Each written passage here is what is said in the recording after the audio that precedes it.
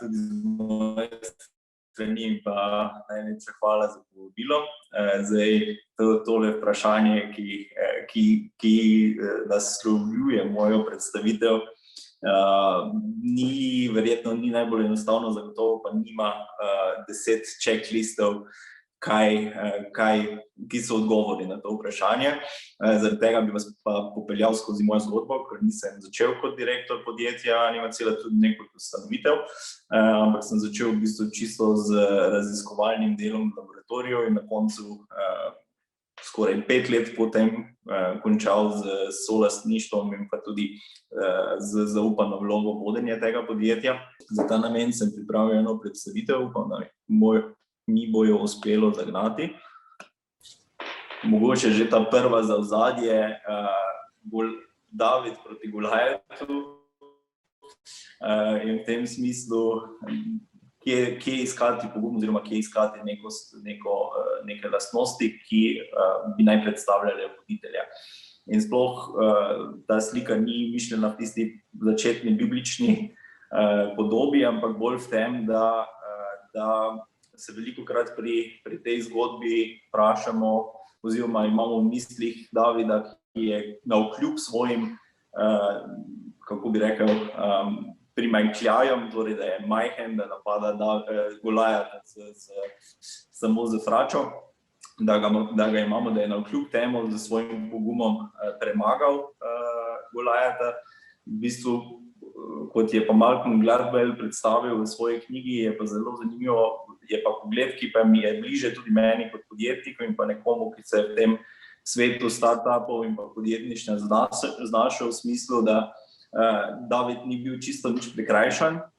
zaradi tega, ker je bil manjši in zaradi tega, ker se je lotil tega spopada samo z fračo, ampak je imel celo prednosti. Namreč bil je dosti bolj agilen in dosti bolj hiter, torej v tem smislu je imel vse prednosti oziroma vse predispozicije, da v tem boju zmaga. Seveda tu ne mislim jaz kot Golajata postaviti ne tistega, ki je više na položaju ali kakorkoli premagovanje kolegov v tem podjetju, ker bi naj prevzeli vodilno vlogo, ampak predvsem samo vlogo, same izzive, ki pridejo s to vlogo naproti, in v tem vidiku je pač agilnost in pa seveda ta hitrost prilagajanja zelo pomembna tudi v podjetništvu oziroma predvsem podjetništvu, in to naj bo zagon za vse tiste, ki se pri tem odločajo, ali pa pri tistih mentorjih, ki bi želeli podpirati mlade podjetnike na podjetniški poti. Namreč ta je predvsem pomembna veliko bolj kot sama ideja, ki se skriva za podjetjem. Verjamem, da je veliko bolj pomembno to, da smo se pripravljeni učiti vse skozi. No, zdaj pa, če gremo naprej na našo pot, kako je izgledala. Samo podjetje Animacel je bilo ustanovljeno, kot sem rekel, ne z moje strani, ampak strani profesora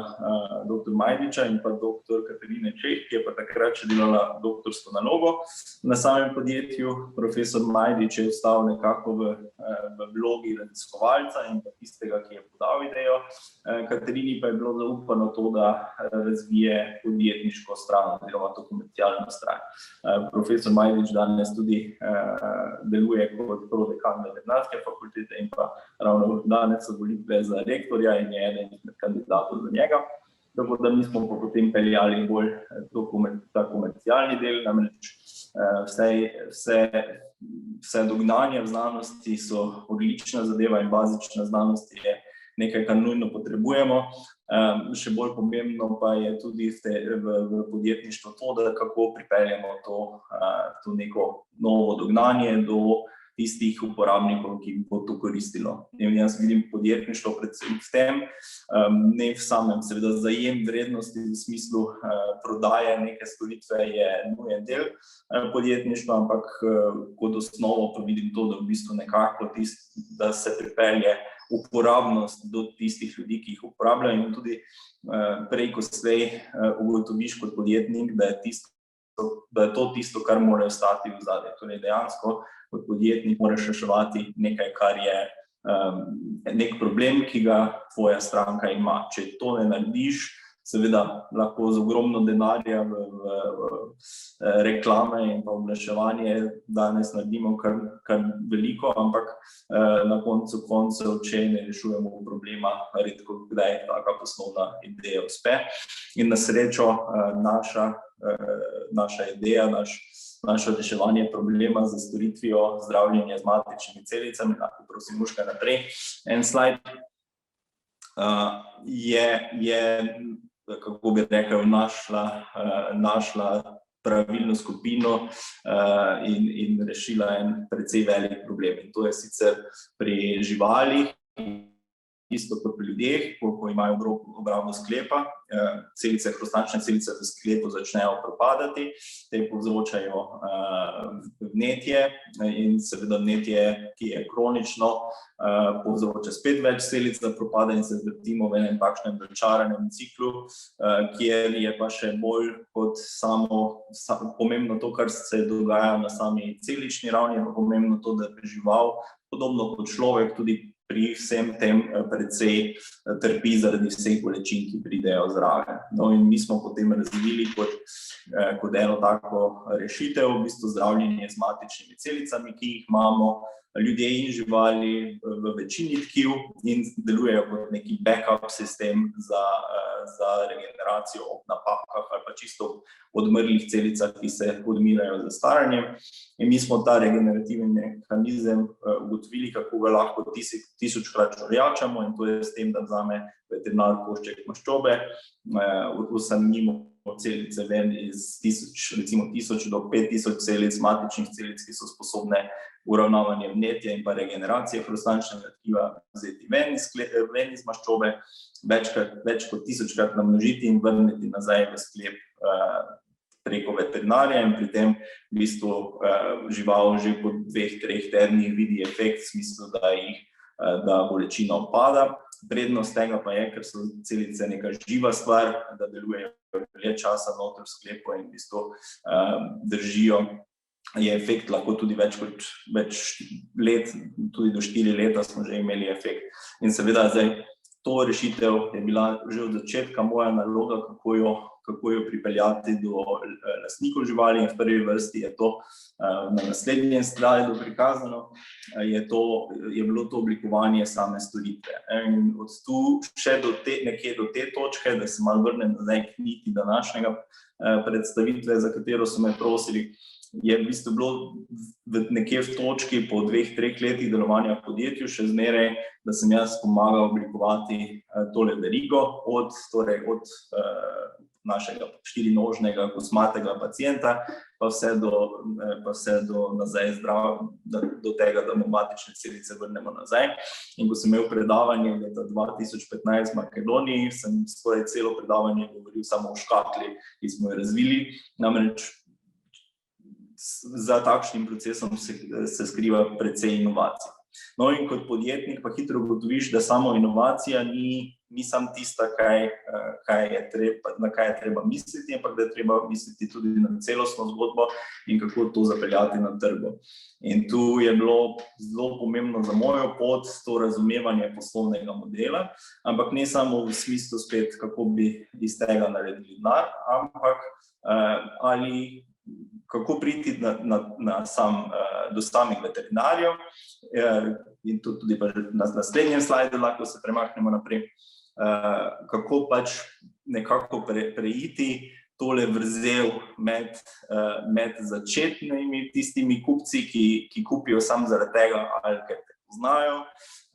torej so neke klinike, ki bi to uporabljale in prodajale naprej lastnikom, in kako priti do tiste zgodnje večine. No, in to pomeni tudi, kako lahko tako podjetje uspe. Seveda se hitro v podjetništvu bolj znajdeš v eni taki vrzeli, ko so zgodnji uporabniki zelo navdušeni na terapijo nekako glavnega trga, pa zaradi tega, ker ga sestavljajo tudi takšne stranke, ki pač hočejo več podatkov, hočejo več razumevanja v samem produktu, hočejo mogoče čisto samo to, da je nek produkt že dlje časa na trgu, ampak ker jih je količinsko toliko, da je to nujno za preživetje, se nekako znajdeš v eni vrzeli med tem, da jih še ne dosežeš. In seveda naše podjetje se je tudi v enem trenutku znašlo v taki vrzeli, kjer smo imeli nekaj začetnih uporabnikov, so bili zelo navdušeni, tu so recimo v smislu uporabnikov, mislim, veterinarje, in ki so začeli to terapijo uspešno ponujati, ampak je bila to ena skupnost, ki pa je za preživetje firme bila premalo. No, in v taki točki smo se mi odločili, da pristopimo, da se moramo kot ekipa sesti dol in se dogovoriti, kaj res želimo mi od podjetja imeti. In tu je bila že ena tak test za mene, kjer smo bolj rekli, da v bistvu je prejšnja direktorica dr. Katarina Čeh se odločila, da se to za njo že malce predolgo vleče in da bi zelo rada še naprej, da zelo verjame v zgodbo, ampak da nažalost ne more več ostati v podjetju in da pač svetuje, da jaz to vlogo prevzamem, pa tudi profesor Majnic se je strinjal. Namreč, ko se podjetje znajde v eni taki vrzeli, je najlažja pot, da pač najdeš nekšnega eksternega investitorja. In seveda eksterni investitor pa hoče, da se zelo osredotočiš v to komercialno pot in deluje tudi kot mentor, ampak pač to zahteva zelo intenzivno delo skupaj z njim in pa s tem, da se privede celotno zadevo na trg. In takrat sem potem jaz tudi prevzel vodenje. Zdaj, v pripravah na to predavanje so me vprašali, kdaj sem vedel, da sem pripravljen za prevzem vodenja, ampak v mojem primeru to ni bilo čisto tako. Sem se bolj čutil kot David proti Golijatu, namreč na vlogo se nisem čutil pripravljenega. Vedel pa sem, da imam okoli sebe druge podjetnike, da imam možnost inkubatorja, smo pa že bili v tej fazi, ko smo se že z nekimi investitorji pogovarjali in so nas usmerili tudi do inkubatorjev, do nekih mentorjev. No in skozi delo z njimi sem potem videl, da v bistvu imam čisto dovolj agilnosti, pripravljenosti zaučiti se, da lahko nastopim na nekem, da lahko prevzamem to vlogo in pa da začnem zgodbo peljati naprej. No, to sem potem prevzel v letu 2015 in takrat smo dobili tudi novo investicijo v podjetje, prepričali investitorja in pa začeli vse skupaj peljati naprej. No, in v tistem koraku je bilo za mene zelo pomembno, da smo začeli zelo odkrito z vsemi težavami in pa z vsemi prednostmi, ki jih imamo, da pristopimo do naših strank, in to sta dva veterinarja iz Dunaja. In te stranke nismo razumeli samo kot nekoga, kateri mi zadevo prodajamo in skušamo nekaj prepričati, ampak smo čisto odkrito rekli, gledajte, mi imamo zadevo, ki super deluje, ampak ne razumemo čisto, kaj so vse tiste nianse, ki jih vi potrebujete, da to vpeljete na trg. In v bistvu skupaj z takšno debato smo mi naenkrat razširili ekipo ne samo od mojih prečudovitih sodelavk, ampak tudi na širši krog veterinarjev, ki so z nami začeli zadevo razvijati. In tu je bilo eno zelo pomembno dognanje mene, da ne stojim samo na eni strani, ampak da jim zadevo predstavljam, ampak da ta krog povabim tudi stranke. In s tem smo v bistvu začeli peljati pot naprej in se podjetje razširilo na 80 veterinarskih klinik po celi Evropi.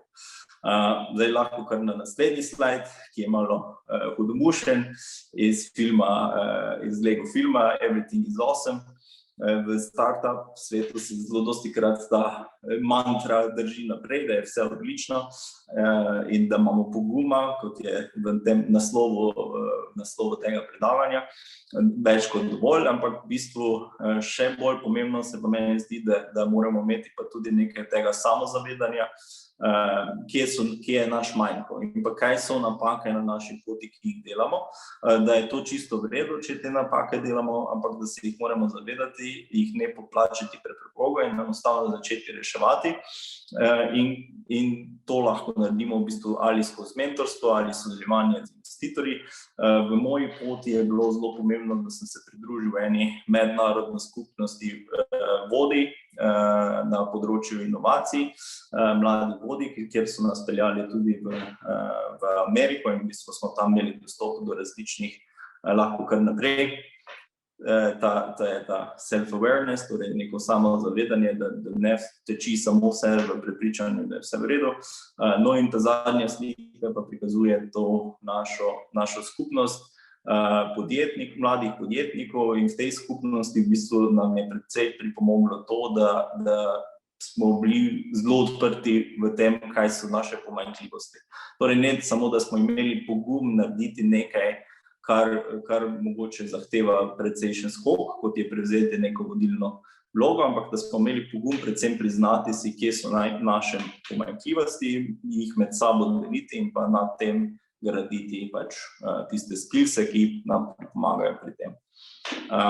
No, ker mislim, da sem zdaj že malo čez pot, bi rad to idejo tudi zaključil. Pač za mene je pogum predvsem v tem, da veš krmariti med samo prepričanjem, da nekaj zmoremo in pa pogum, da najdemo tole samorazumevanje, torej self-awareness, kakorkoli bi se to najboljše prevedlo, da najdemo dovolj tega, da si priznamo svoje napake in poiščemo pomoč v neki podjetniški skupnosti ali pa v skupnosti, kot ste vi, ki danes pripravljate tole zadevo.